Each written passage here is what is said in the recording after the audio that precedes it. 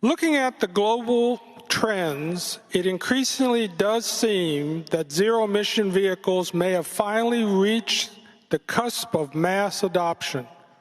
Do you see any opportunities in this space, either in specific vehicle manufacturers or in related technologies? Well, I would say that Charlie and I for long have felt that the auto industry is just too tough. You know, the Ford Motor Company, I mean, Henry Ford looked like he owned the world with the Model T, and he brought down the price dramatically. He took up wages dramatically. He might have been, with a different personality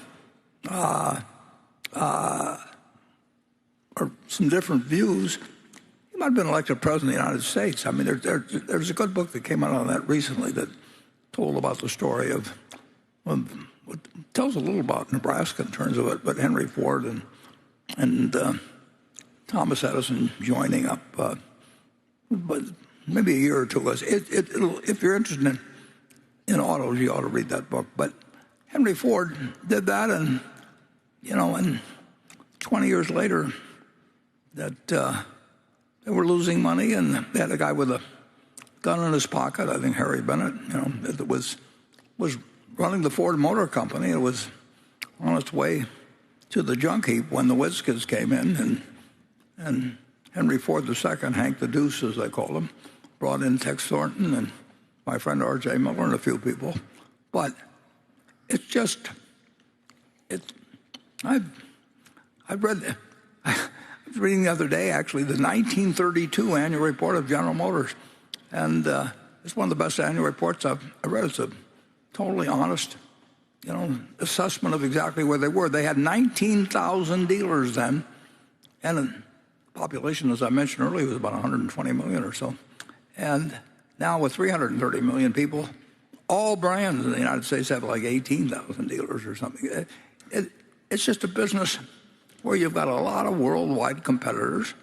They're not going to go away, and it looks like there are winners at any given time, but it doesn't get you a permanent place. Although, as I mentioned, I would say Ferrari is in a special place, but they only sell 11 or 12,000 cars a year, and U.S. last year I think there were 14 million something, and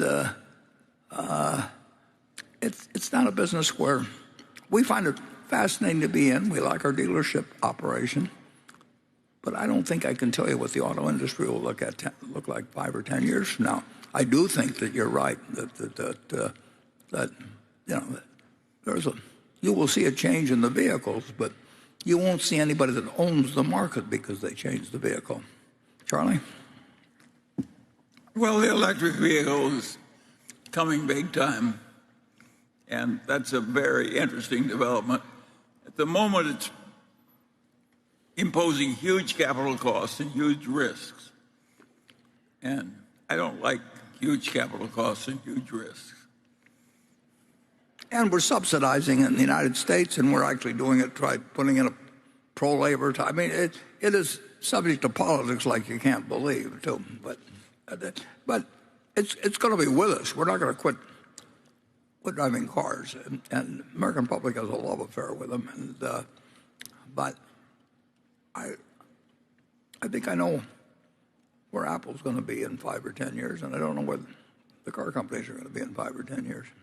And I may be wrong, but that's